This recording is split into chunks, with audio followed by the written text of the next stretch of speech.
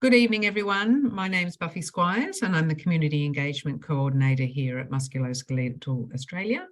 I'd like to warmly welcome you to our webinar tonight. I'm so glad that you can join us and I'm sure you're in for a treat. I'd firstly like to take a moment to acknowledge the Aboriginal and Torres Strait Islander peoples as the traditional owners of the land on which our organisation operates and where we come together to work throughout Australia. We recognise Aboriginal and Torres Strait Islanders people's continuing connection to the land, to the waterways and culture. We pay our respect to elders past, present and emerging, and to all Aboriginal and Torres Strait Islander peoples. So if you're new to our MSK Kids program, you might like to take a moment to check out our website after this webinar tonight. You'll find our primary school resources, which are great. You can download them from our website, or you can send me an email and I'll pop some in the post to you. You'll also find our past webinar recordings, some information on transitioning to paediatric to adult care, and a whole section on dealing with pain. So it's really worth taking a moment to check out everything that you can access from our website. You'll also find contact details for our free MSK helpline. You can chat with our nurse about any concerns you have. If, like me, you find you leave your rheumatologist and think, oh, I should have asked that question, there's an opportunity to call our nurse. It's open 9 till 5, Monday to Friday, on 1800 263 265. And if you have a child who is aged between 13 and 20, you also might like to check out our online chat group Teen Talk. It runs through Discord, which if you have teenagers, they're probably on already. And it's a great place for teens to come together and chat with others who get it. You'll find more information on our website for that as well. I'd also like to encourage you to follow us on our Facebook and Instagram pages. That's where you'll be able to keep up to date on all the upcoming events like these webinars.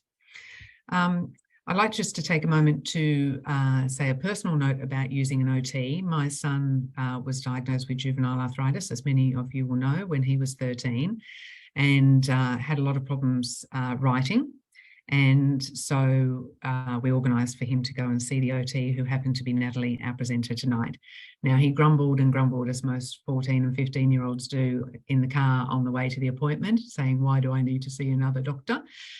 He came out of the appointment saying that was the best thing we ever did. And it really helped him with his writing. The plans that she put in place helped with his exams, and he really didn't look back. So I hope he will get as much out of tonight as he got out of his appointment with Natalie. So our presenter tonight is the lovely Natalie Hindman. Natalie is an occupational therapist based at Monash Children's Hospital in Melbourne. She works with the Paediatric Rheumatology and the Pain teams.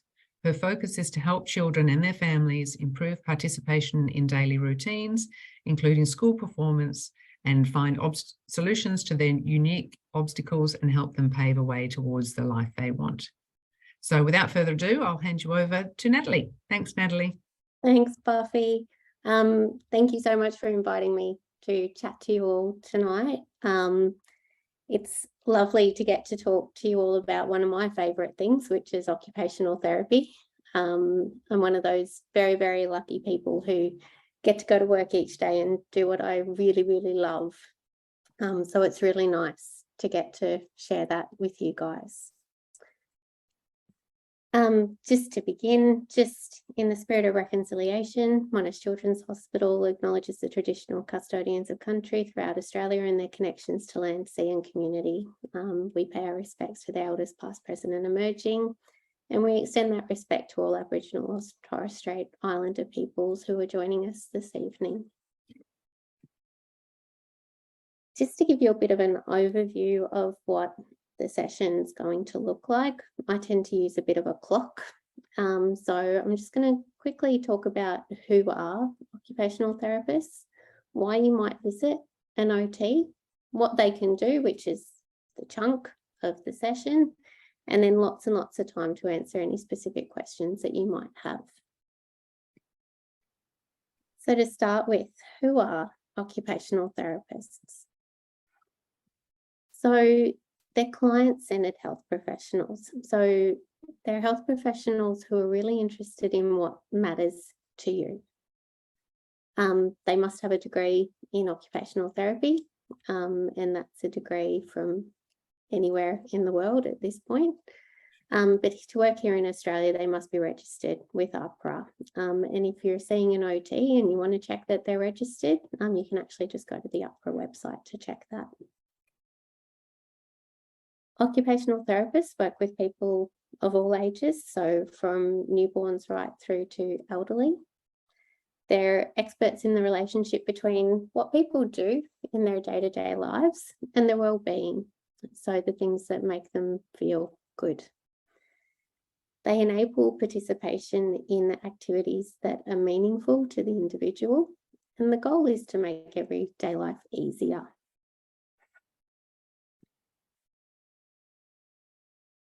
We don't work in isolation. So alone, we can do so little, but together we can do so much. So occupational therapists are a part of the bigger team. So the team that you're probably familiar with, and acknowledging that you and your child are right at the front of this team. You know, you're the ones we're facing. You've got your OT. You might have you'll definitely have a GP, but you might have a rheumatologist or a pain specialist involved. There could be a psychologist. There's a paediatrician. There's the physio. There's the nurse. There's also schools and teachers, but it just starts to show you the amount of people invested in children and them doing well. Just to explain, occupational therapy, I get asked a lot why I help children get jobs. And that's not what we mean when we say occupational therapy. So occupations refer to the things that we do that occupy our time. So they're the things that bring meaning and purpose to our lives. And occupations, when we speak specifically to children, are the things that they need to do, they want to do, or that they're expected to do. So that's who we are. So now, if we just look at why you might visit an occupational therapist. So an occupational therapist, within that broader team, they can help you, firstly, they can help you set some goals. So what are the things you're hoping to achieve with your team? But then they're going to help you with the steps and paving out the way to achieve those goals. They can help with identifying what are the strengths and difficulties, whether those are individual strengths or difficulties, whether they might be within the task or whether they're in the environment that you're going to find those strengths or difficulties.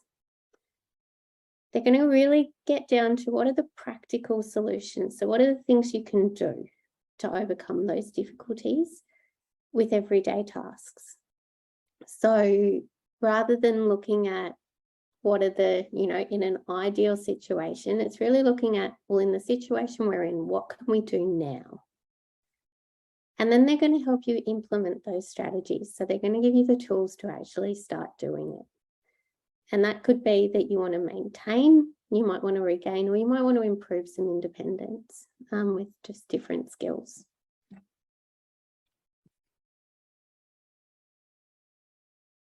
One of the biggest reasons that someone would come and see an occupational therapist is that they're having difficulties participating in meaningful activities. And as I mentioned before, meaningful activities is what's meaningful to you. It's not what's meaningful to me or to anyone else. It's really about what you and the child want to do. So the three main areas that we break activities into are self-care, productivity, and leisure. And this is whether you're a child or an adult. And some examples of what self-care activities might be, things like dressing, sleeping, using cutlery comes up a lot, being able to prepare a snack, being a bit more independent, taking medications, and whether that's self-administering an injection or whether that's just remembering the right time to take it. Productivity For kids, that usually means school and being able to go to school. But then once they're at school, it's being able to do the handwriting to keep up. It's being able to do their homework. It's being able to pack their bag in the morning, get themselves ready for school. And then it's the things that only happen sometimes, like camp, and making sure that they can participate in camp activities. As kids get older, they want jobs. So it can be about work. Productivity is also about chores and being an active family member. And also often there's home exercise programs that kids get given, whether it's from their OT or physio. So it's been able to do those activities as well. And then leisure. Leisure is super, super varied and very much dependent on the child. Some kids like gardening, some kids just want to play footy. The one I put down the bottom there with the asterisk, computer games. For a lot of kids, screens are leisure. And we just have to be mindful that there is, I guess there are recommendations about the use of screens and how this impacts sleep. So while it is and can be important for leisure, we still need to be thinking about, well, what's too much screen time. So that's just a brief overview of why. So to really get down to the what can OTs do. So this is one of my favourite quotes. I don't know who said it, but a doctor may save your life, but an occupational therapist helps you live it. And I think that's really important because it's really about quality of life when you come to see an OT. So the process when you visit an OT, it's going to start with some assessment. So there's going to be information gathering. We're going to ask you a lot of questions and we're going to try and find out what a usual day looks like for you. We're going to try and find out what's working, what's not working. Try and start to figure out what are those strengths and challenges that you're facing. And that just helps to have a bit of a picture of where we can go. We're then going to work with you to set some goals. So what is it you're hoping to achieve out of coming to OT? What is it that you want to change? So working out what isn't working in that day-to-day schedule. We're then going to look at putting in place some intervention. We're then going to, once we've had a bit of a go at doing the recommendations, we're going to review how it's going. And then once it's going well, we're going to discharge you and we're going to say, you're amazing. You get to go live your life now without OT, which is difficult for us because we usually like you a lot. But it's actually a really good day when, you know, we know you've then got the skills to apply and that you can work it out yourself from now.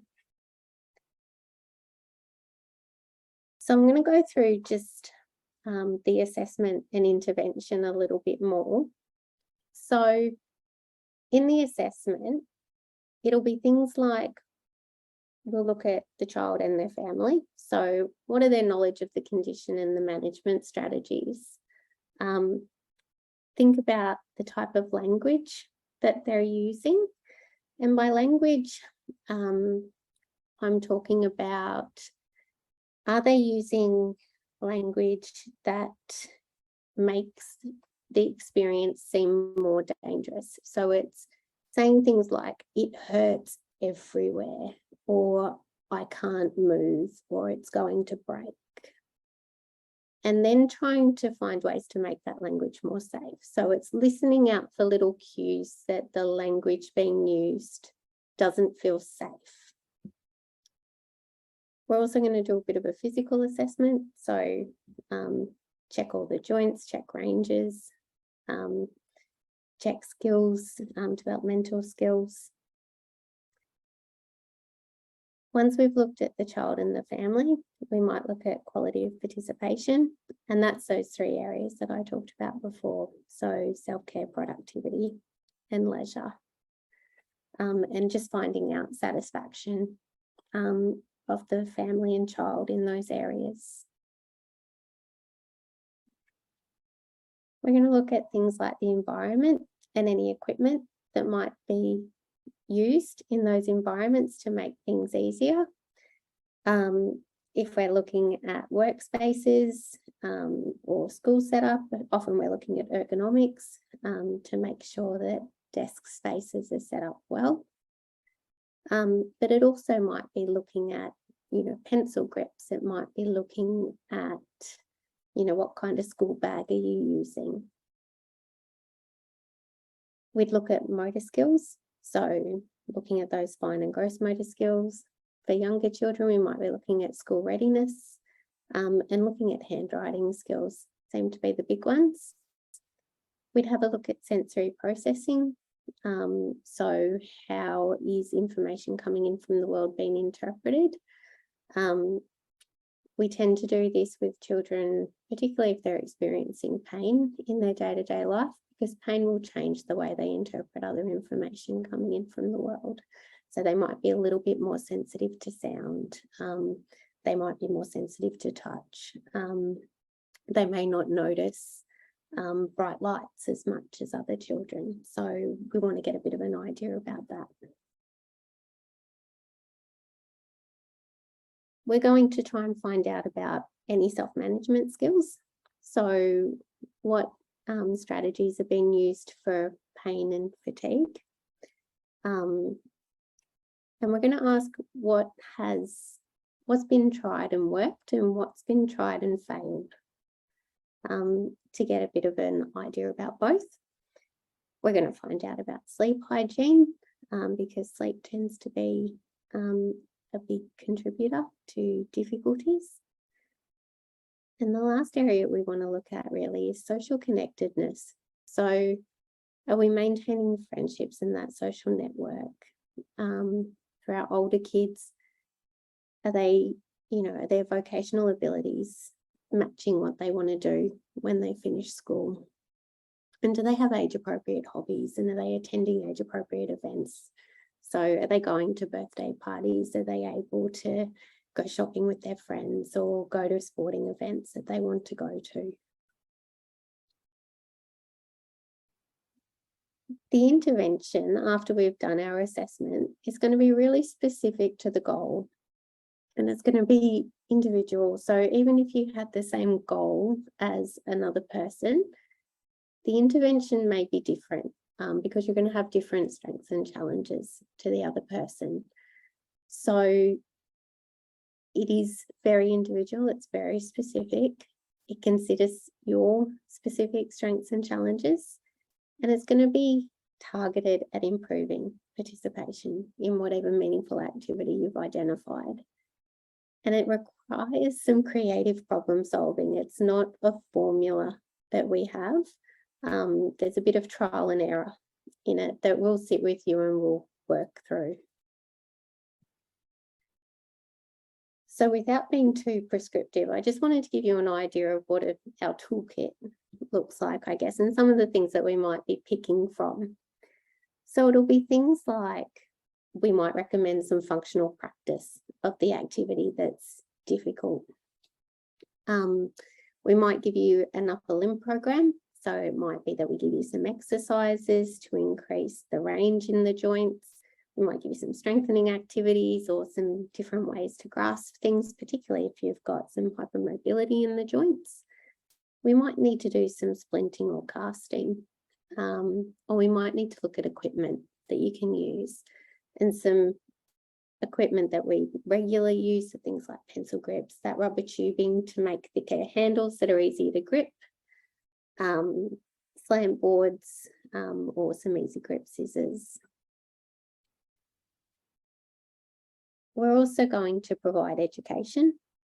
You might recognise that picture as activity pacing. So up the top, we've got a bit of a boom bust pattern where we do have a good day, so we do lots of activity, and then we have a bad day, so we don't get out of bed, and we tend to follow that pattern, and then gradually the amount of activity we can do gets less and less. Whereas in the middle, we we do a bit less, and we stay within the good and the bad day. So we try and pace it a little bit more. So we do a little bit and then we have a little bit of a rest, and then we do a little bit and we have a little rest, and gradually, by having those more frequent rest breaks, we're able to do more. So that's activity pacing. We're going to provide education about fatigue and pain management, and we're going to possibly recommend that you try some strategies that you've tried before, but maybe in a slightly different way. We're going to talk about sleep hygiene, and which of the strategies might make the biggest difference. We're going to talk about how to protect joints and different positions to use doing different activities, and the impacts of some of the phrases that we use when we talk about pain or fatigue. We will go through pain management techniques. As I said, we'll talk about the correct use of heat-ice contrast. We'll talk about breathing techniques and what positive distraction might look like, and any others that you've come up with that we haven't thought of, which we always love. Other things we might look at are things like integration back into school. So we might be looking at alternatives handwriting, return to school if school attendance has been challenging, might need some modifications to complete exams. It might be you need permission to change the uniform. We'll provide education to school staff, and support the use of those pain and fatigue management strategies in the school environment, to help the child stay at school for longer, because we find often they go home and use strategies that in fact they could be using at school if they just had the right space. And then in terms of environment and ergonomics, we're just going to make sure they've got the appropriate equipment that they need and encourage some movement breaks. So that could be anything from their desk position to the, which locker they're using, the seating that they have, or the way they're setting up their computer. I'm going to try and go through just 2 case studies, just to try and put this together a little bit for you, before we get to questions. So the first one is little Olivia. Olivia is 5 years old. Olivia lives with her parents, and they have a really good understanding of her condition. They're dressing her again, and she started sleeping in their bed. She prefers quiet play. She's stopped going to swimming lessons recently, and family are finding that she's not keeping up with her peers at school. But she has made 2 really good friends in her class. So when we look at Olivia's strengths and challenges, her strengths are how well her family understand her condition, and that she's got this beautiful attachment to her parents and she feels really safe with them. She's regularly attending school, which is wonderful. So that's another safe space for her. She's got good friendships and she's socially connected at school, and she's got this beautiful imaginative play with her dolls. The challenges are that she's got some reduced participation in self-care routines, which her parents acknowledge is because they felt they needed to do more for her. We've got poor sleep hygiene for both Olivia and her parents now that they're co-sleeping. She has stopped her swimming lessons, so she's deconditioning. She's got fine and gross motor delays, making it difficult for her to participate in some school activities. And she's got limited play interests. She really only wants to play with her dolls. So when we did some goals, the goals her parents identified is that they would like Olivia to be independent with dressing again. Olivia wanted to be able to run around with her friends at lunchtime without being left behind. And she also wanted to have neater colouring and cutting when she was doing arts and crafts. So when we were addressing the first goal of being able to dress, the first thing an OT is going to do is provide some education about what are the age-appropriate skills for Olivia. So what would we expect a 5-year-old to be able to do? We're going to help set up the environment. And for someone like Olivia, it might be things like making sure she's got somewhere she can sit down. It's going to be looking at where we put things so they're easy for her to reach. We're going to choose clothes and fastenings that are easier for her. So it might be that she still needs Velcro shoes. It might be that she needs an elastic waistband and she's not ready to do the little button at the top of jeans yet. We're going to do some functional practice of dressing, and we're going to use backward chaining. So backward chaining is a strategy that we use where the parents are going to do the first steps of the activity. So if it was putting on a pair of trousers, they're going to do the bits where they're going to help Olivia step into the trousers, all the way up to where they pull the trousers up over her knees. And then Olivia does the last step where she pulls them up over her bottom, up to her waist. So it's backward chaining because then the next time, once she can do that, is that they only just put the trousers so her feet are through the 2 holes. And then she has to bend down and pick them all the way up herself. So each time Olivia does a little bit more of the activity, but she's always the one who finishes it. So she always gets to be the one who experiences the success of completing the activity. So that's how we would do functional practice of that kind of task. We're going to do some dress-up games with Olivia and her dolls. Again, it's a way to do some functional practice, but in using her imagination and her enjoyment of play with her dolls. And we're also going to play some games and activities to improve her motor skills. So we might play some balancing games to help with lower limb dressing. So when she has to stand on one foot to put on a sock or to put on a dress or skirt.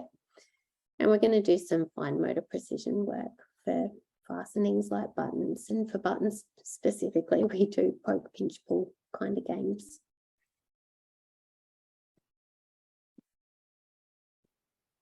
Olivia wanted to be able to keep up with her friends in the playground.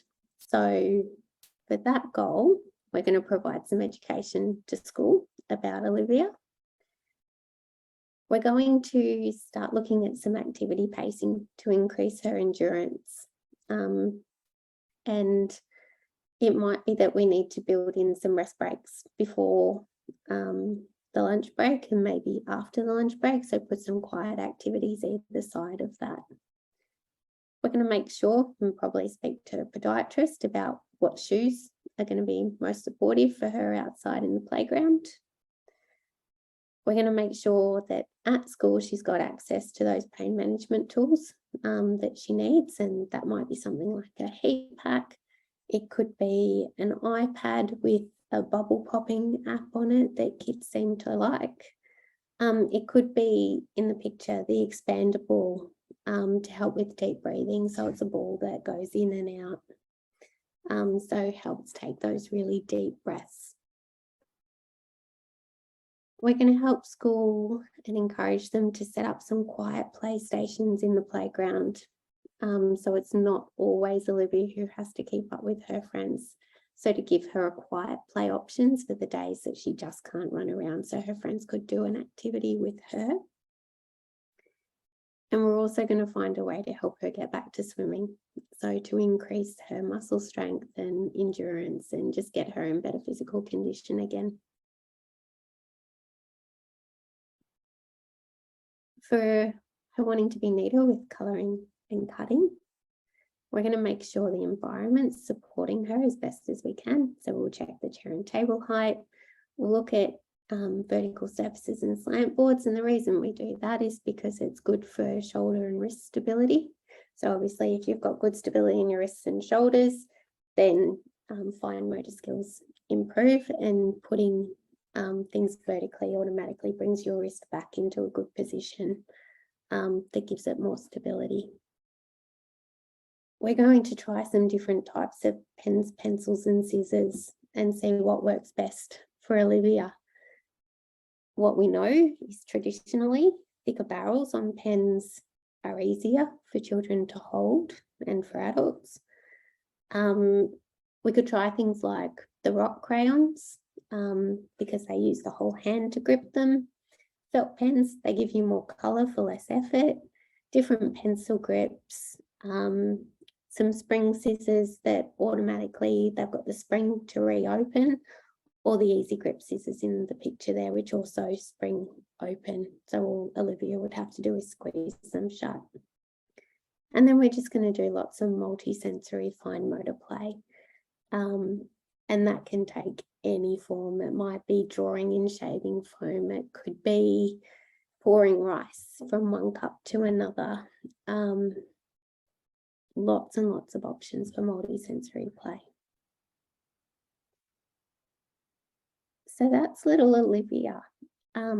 Obviously, there's the review process once she's gone through that intervention, but we can talk about that in questions if anyone has questions about that. The next person I thought we could talk about is Noah. Noah is 15. When we assessed Noah was a high achiever at school, but pain was stopping him from completing his handwritten exams in the allocated time. When we assessed him, we could see that he had an immature pencil grasp and he had hypermobility, especially around the base of his thumb. Noah acknowledged that it was hard for him to read his handwriting. He was able to type, but just with his index fingers. He played sports regularly and he had good friends, both at school and in his sports teams. So the strengths for Noah were, again, regular school attendance. He had this wonderful academic ability. He was already familiar with computers and technology, and he had these great friendships and social connections. The challenges were that he had hypermobility in his joints, his handwriting, it was slow, it was uncomfortable, and it was really hard to read. He wasn't able to touch type, so there was the likelihood that typing was still going to cause some pain, and that he was unable to effectively demonstrate his learning at school was a big challenge. So Noah being 15, it was really only about his goals.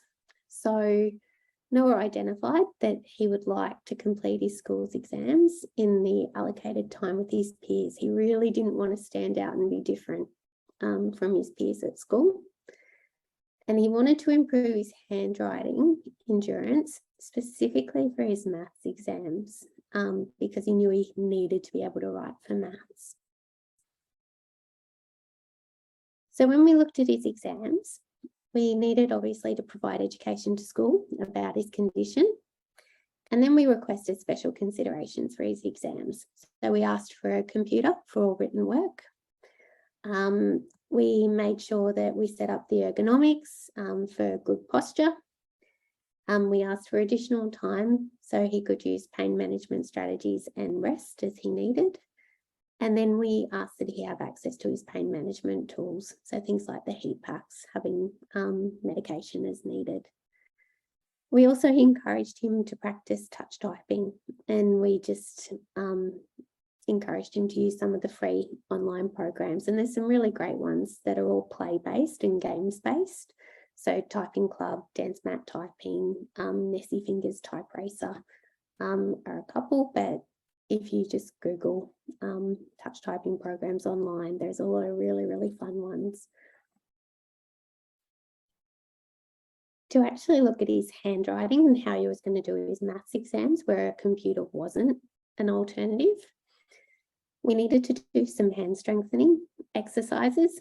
So we used some therapy. We used exercises with clothes pegs to strengthen up through the web space, and lots of water spray bottles. So got him watering all the plants with a water spray bottle. The focus of those exercises were squeezing. So lots of squeezing, wringing out cloths, grasp and pull.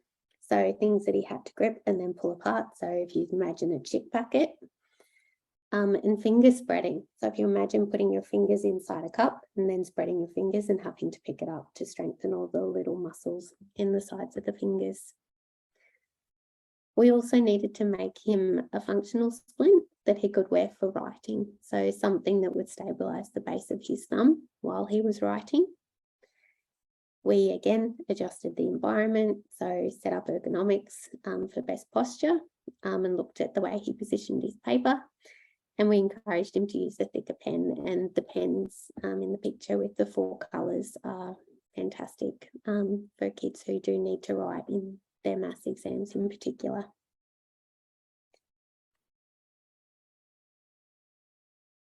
So that was a little bit about how OT works, but what I'd love you to take away from this is that it's really education is the most powerful thing that we have as OTs, and that the more we understand and the more that the school understands, that's where we get the best results. So just to let you know that this doesn't all come straight out of my brain, there are some fabulous books out there. So Occupational and Physical Therapy for Children is a great book, as well as Explain Pain, and a couple of websites there as well that have some really great information on them. And now, questions. Thank you, Natalie. That was fabulous. Lots of information for everyone to digest there. We've got a couple of questions that have come through. So the first one asking, are there OTs that specialise in children with JIA? And if so, is there a resource or a list that we can access? Thank you so much for your time today. There are OTs who specialise in JIA. I think I'm aware of 2 of us. So there's Kate Sinclair and there is myself. So Kate Sinclair works privately. And then I'm at Monash Children's Hospital. I think there is also a team at Royal Children's Hospital, and I'm not sure who the OT there is at the moment. It is limited. I'm not aware of there being a list. What I would recommend to find an OT is to go to the OT Australia website. And put in paediatric, that you're looking for a paediatric OT, and then just seeing if they list, so in your area, and then seeing if they list. JIA is one of the conditions that they work with. And is Kate Sinclair based in Melbourne as well? She's in Melbourne, yes. Melbourne as well, okay. Yeah. So for people in other states, the best idea would be to go onto the website, have a look there. You can search via where you live and the specialisation that you're looking for. Yeah, 100%. Great. Okay. Hopefully that's answered that question. Sorry about that. No, not at all. It's easier to find OTs. Yes. Yeah. Is there often a long list to access an OT through the public hospital system? If you're linked in with the public hospital system, it typically won't take too long. And when I say typically won't take too long, it might be a couple of months, so up to 8 weeks. Mm-hmm. But most places you wouldn't wait too much longer than that. Right, that's not too bad. It's not too bad. Another question here, what age or school year would you recommend starting the process for special exam considerations if a child is going to need those?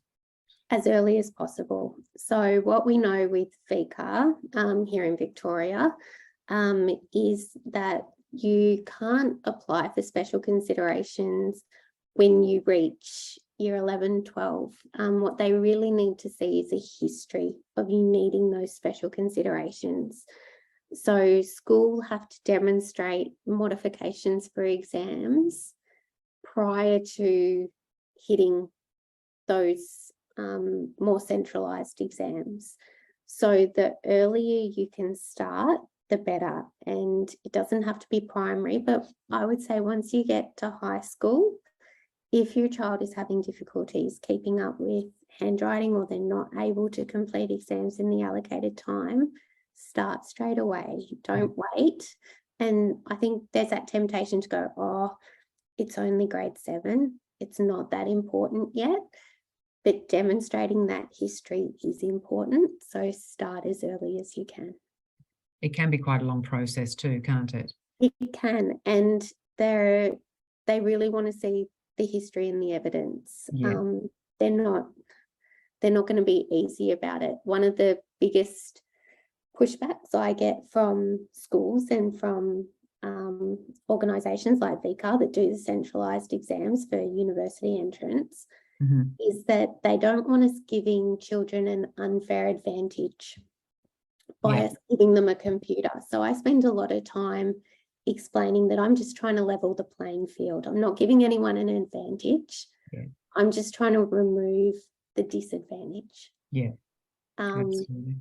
So yeah, that can take a bit of time. And if you've got a history of school and school can back you up and say, oh no, we've had to give them a computer since grade 8 or grade 9, that's really helpful. And can those special considerations that you put in place be used for other exams as well, things like NAPLAN? NAPLAN, yes, but NAPLAN's usually school regulated. So it's then up to the individual school to decide if you get a separate room, use of a computer, additional time. Whereas, and I think most exams up until grade 11 are actually school-based. So school do make those decisions up until grade 11, 12. Right. Yeah. So it's just getting school on board and getting school to keep a history of those supports. Right. Yeah, that's interesting. Personally, I was really interested in what you touched on around the language around safety and danger and how children and families sort of related to that. Can you tell us a little bit more about that area? Yeah, I think we all do it automatically, and I know I definitely do it. And when you think about it, you say something even as, what you think is as simple as saying, I have pins and needles. But then you think about what that actually is in the visualization that you gives you of someone sticking pins and needles into you. It's actually quite awful. So it's trying to remove some of that imagery that we give. And when you describe pain as being really sharp, or it feels like it's tearing me open, or it's, I'm battling with school, or I'm at war with this pain, or if I go to the party, I'm going to be punished for it. And we use this really negative language around the experience of pain. And I'm not trying to dismiss and say pain's not horrible. It is genuinely horrible. But if we can reframe the way we speak about it, it can make it a little bit easier to get up in the morning and manage it. It's fascinating. And, for me, I know often when I've spoken to kids and they tell me it hurts everywhere. And then when I say to them, well, does it hurt in your shoulder? Does it hurt in your elbow? Does it hurt in your wrist? And I actually start going through, oh, no, it doesn't hurt there. And you can usually get it down to 1 or 2 joints. Right. And you can see their mood change as they realise, oh, it doesn't hurt everywhere. It's actually just this that hurts. Yeah. And you see that lightness as they kind of have this epiphany of, oh, it's actually not as overwhelming and as, difficult to manage as I was telling myself. Because if that's what you're telling yourself, it is really hard to take that first step. Yeah. So it's just trying to make it a bit more manageable in your own head. Yeah, I think that's fascinating area. I know, as having had a child that had, ongoing chronic pain for a long time, as the parent of a child, when you see, you're experiencing your child living in pain, it's very easy. Personally, I fell into the trap of asking him too often, I think, how he was feeling. And I actually read that Explain Pain book that you referenced, and I think that really sort of covers that area well, about trying not to focus on the pain, even though, you know, as a parent, the only thing you want to do is fix that pain and fix that problem for them. But that's a whole fascinating area. It really is. And for, you know, for me in practice, it was even something as simple as, instead of asking kids what makes your pain worse, it was just switching that question to what makes it better. And finding out what makes you more comfortable. Yeah. Instead of going, what makes you really hurt. Yeah. And just by gently reframing things, and instead of going, how much pain are you in? How comfortable are you right now? And it's a really simple shift, but it actually makes a lot of difference because it changes what they focus on. Yes. And that's not at all to diminish their experience of the pain. The pain is very real. It's, you know, and it's really, really difficult. So it's not to diminish that. It's just to try and help them reframe it and make it a little bit easier to get through the day. Yeah, fascinating. Now, just wondering, people in the audience, we do have space for a couple more questions if we've got them. Otherwise, we will wrap up, and thank Natalie for a wonderful presentation this evening. Lots of information for people to take away. As I said, if you joined us a little late, or if you weren't able to join us tonight, then you will be sent the link to the webinar, and it will also go up on our socials and our website over the next week or so. No other questions are coming through from what I can see. So thank you, Natalie, again. Absolute pleasure. Thank you for having me. Thank you, everyone that joined us tonight. We look forward to seeing you at our next webinar, which is actually coming up on May the 3rd, and is all about pain and the amazing brain. So with Josh Pate. So it'll be another great webinar. We'll look forward to seeing you then. Good night, everyone. Bye.